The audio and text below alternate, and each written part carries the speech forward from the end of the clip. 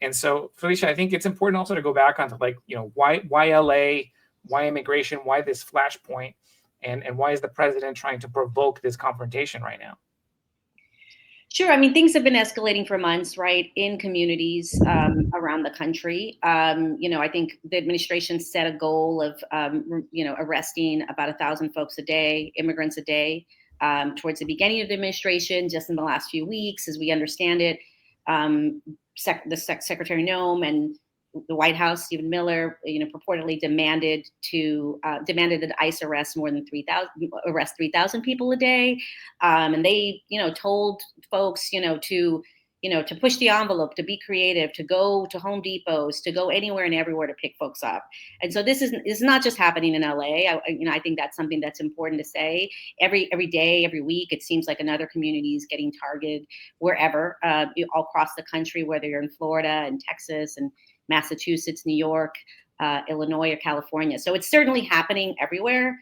But this past Friday, there was an action taken in Los Angeles, in three locations, as I understand it.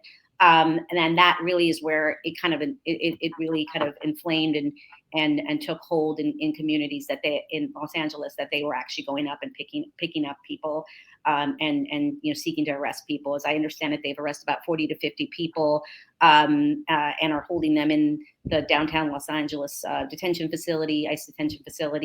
And I think, people responded because they were concerned about what was happening in their communities with their friends and neighbors, the folks that they work with every day, the folks that have their kids go to school with their kids. And so the protests and marches started. They were, as I understand it, pretty peaceful. There were certainly some folks that might have been engaging in less than peaceful demonstrations, and the governor and local authorities have made clear that they're going to look at footage. They're going to go after the folks that have done set fire to things like that. But by and large, everything was happening in a peaceful way, as I understand it. And so I think LA is a place that is a target, a place that that the administration wanted to go after. California and LA communities that are not taking kindly to the administration's enforcement priorities are going to be a target. I think LA is just the latest, unfortunately, that's getting a target on its back with the law enforcement action that took place starting on Friday. I'm really proud of the Angelinos, because this is what matters.